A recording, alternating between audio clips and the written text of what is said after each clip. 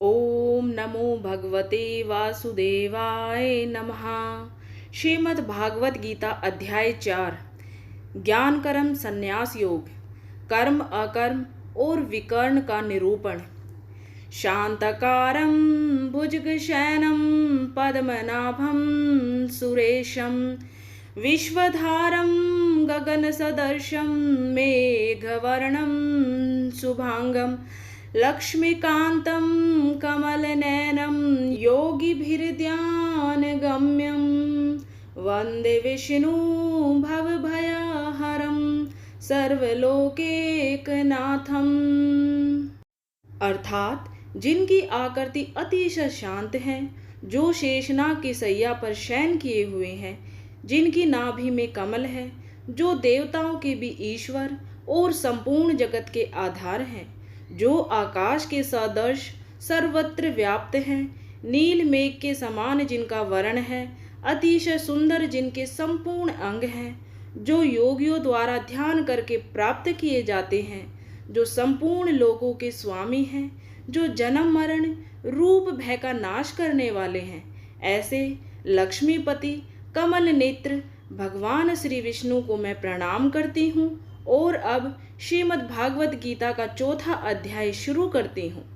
श्री भगवान ने कहा, मैंने इस अविनाशी योग विद्या का उपदेश सृष्टि के आरंभ में विवस्वान अर्थात सूर्य देव को दिया था। विवस्वान ने यह उपदेश अपने पुत्र मनुष्यों के जन्मदाता मनु को दिया और मनु ने यह उपदेश अपने पुत्र राजा इक्ष्वाकु को दिया। हे प्रतंप अर्जुन, इस प्रकार गुरु शिष्य परंपरा से प्राप्त इस विज्ञान सहित ज्ञान को राज ऋषियों ने विधि पूर्वक समझा, किंतु समय के प्रभाव से वह परम श्रेष्ठ विज्ञान सहित ज्ञान इस संसार से प्राय छिन्न भिन्न होकर नष्ट हो गया। आज मेरे द्वारा वही यह प्राचीन योग अर्थात आत्मा का परमात्मा से मिलन का विज्ञान तुझसे कहा जा रहा है, क्योंकि तू मेरा भक्त और प्रिय मित्र भी है, अतः तू ही इस उत्तम रहस्य को समझ सकता है। अर्जुन ने कहा, सूर्य देव का जन्म तो सृष्टि के प्रारंभ में हुआ और आपका जन्म तो अब हुआ है, तो फिर मैं कैसे समझूं कि सृष्टि के आरंभ में आपने ही इस योग का उपदेश दिया था। श्री भगवान ने कहा, हे प्रतम अर्जुन, मेरे और तेरे अनेक जन्म हो चुके हैं, मुझे तो वह सभी जन्म याद हैं, लेकिन तुझे कुछ भी याद नहीं है। यद्यपि मैं अजन्मा और अविनाशी समस्त जीवात्माओं का परमेश्वर अर्थात स्वामी होते हुए भी अपनी अपरा प्रकृति अर्थात महामाया को अधीन करके अपनी प्राप्रकृति अर्थात योग माया से प्रकट होता हूँ। हे भारत, जब भी और जहाँ भी धर्म की हानि होती है और अधर्म की वृद्धि होती है, तब मैं अपने स्वरूप को प्रकट करता हूँ। भक्तों का उद्धार करने के लिए, दुष्टों का संपूर्ण विनाश करने के लिए तथा धर्म की फिर से स्थापना करने के लिए मैं प्रत्येक युग में प्रकट होता हूँ।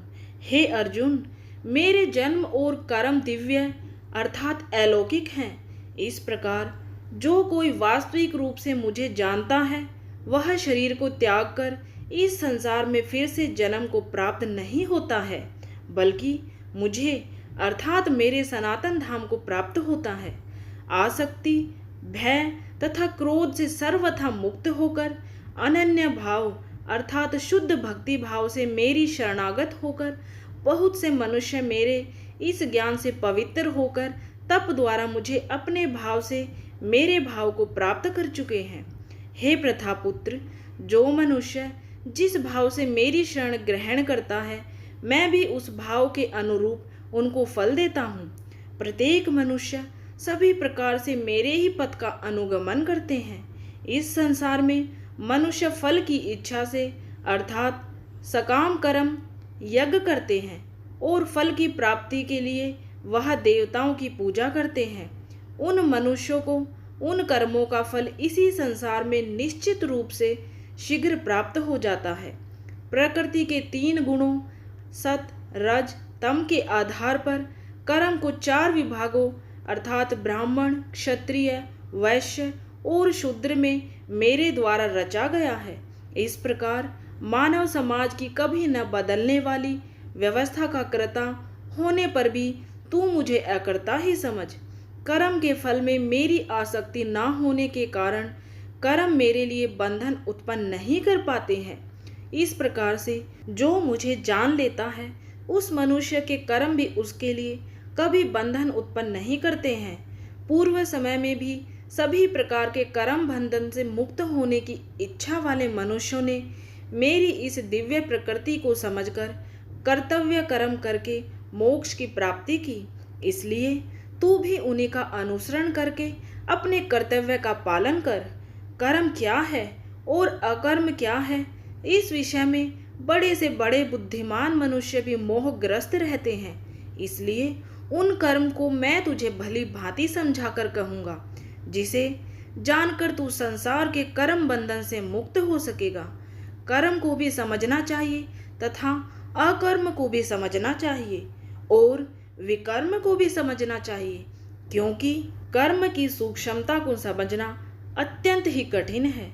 जो मनुष्य कर्म में अकर्म अर्थात शरीर को कृता न समझकर आत्मा को कृता देखता है और जो मनुष्य अकर्म में कर्म अर्थात आत्मा को कृता न समझकर प्रकृति को कृता देखता है, वह मनुष्यों में बुद्धिमान है और वह मनुष्य समस्त कर्मों को करते हुए भी सांसारिक कर्म फलों से मुक्त रहता है।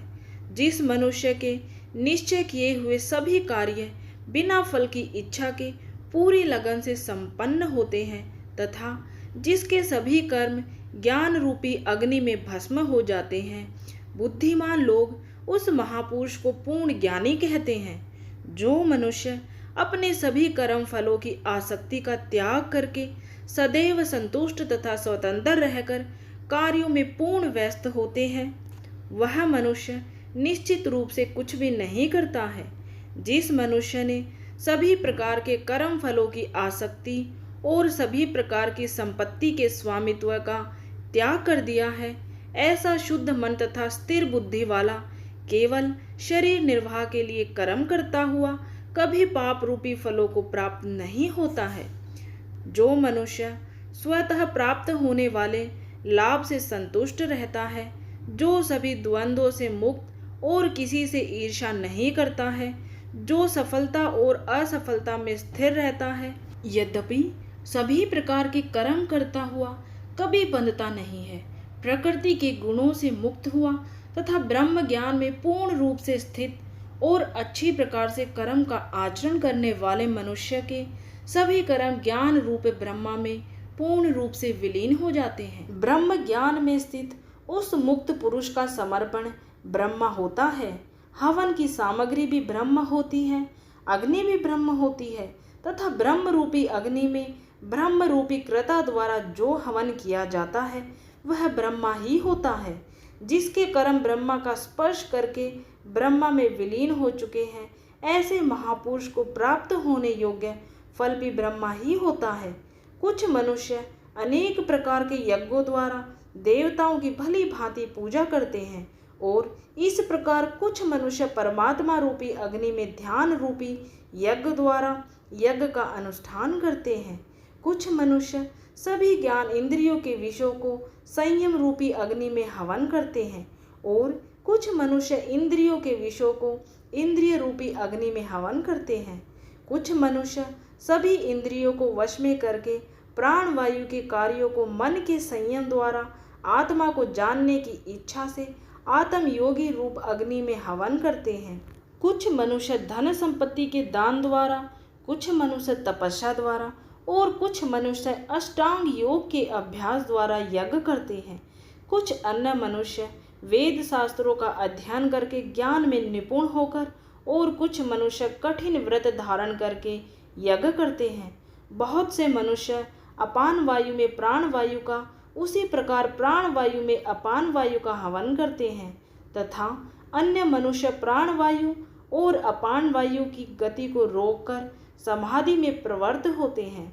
कुछ मनुष्य भोजन को कम करके प्राण वायु को प्राण वायु में ही हवन किया करते हैं। ये सभी यज्ञ करने वाले यज्ञों का अर्थ जानने के कारण सभी पाप कर्मों से मुक्त हो जाते हैं। हे कुरुश्रेष्ठ अर्जुन, यज्ञों के फल रूपी अमृत को चखकर यह सभी योगी सनातन पर ब्रह्मा परमात्मा को प्राप्त होते हैं, और यज्ञ को ना करने वाले मनुष्य तो इस जीवन में भी सुख पूर्वक नहीं रह सकते हैं, तो फिर अगले जीवन में कैसे सुख को प्राप्त हो सकते हैं। इसी प्रकार और भी अनेकों प्रकार के यज्ञ वेदों की वाणी में विस्तार से कहे गए हैं। इस प्रकार उन सबको कर्म से उत्पन्न होने वाले जानकर तू कर्म बंधन से हमेशा के लिए मुक्त हो जाएगा।